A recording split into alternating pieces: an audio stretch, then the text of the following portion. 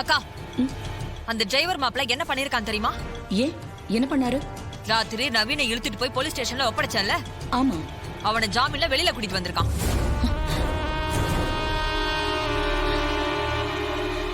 அவனை எதுக்கு ஜாமீன்ல வெளியே எடுத்தாரு? அத நீ உன் டிரைவர் மாப்ள கிட்ட தான் கேட்கணும். அவரை கூப்பிடு, என்னன்னு விசாரிக்கலாம். ராஜா,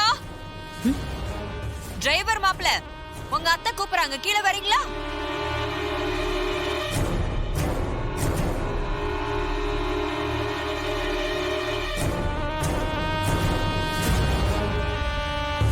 மாப்ள, அந்த நவீன போய் நீங்க ஜாமீன்ல எடுத்தீங்களா? ஆமாத்த.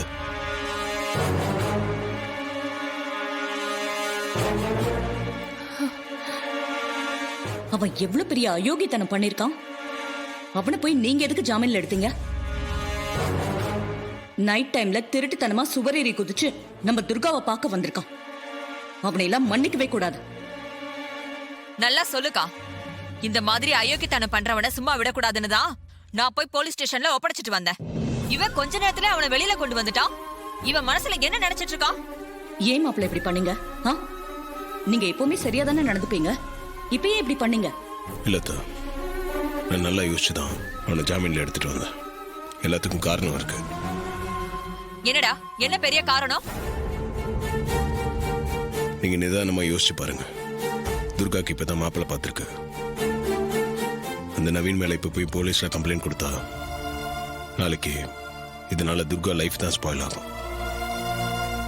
நான் இதெல்லாம் நல்லா யோசிச்சுதான் நவீன ஜாமீன்ல எடுத்தேன்.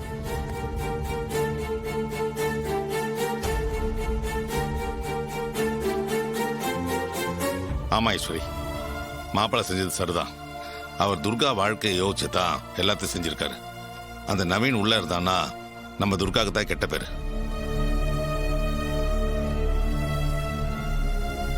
அத்த, இந்த விஷயத்தை நல்லா யோசிச்சு செய்யறதா நல்லது.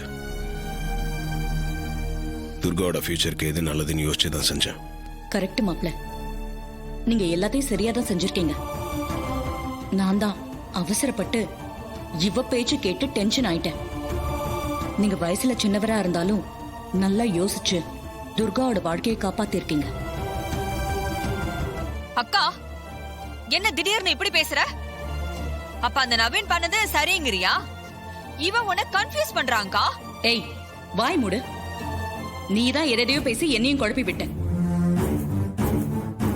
அந்த நேரத்துல வந்த கோவத்துல அவனை தண்டிக்கணும்னு நினைச்சனே ஒழிய துர்கா வாழ்க்கையை பத்தி நான் யோசிக்க மறந்துட்டேன்.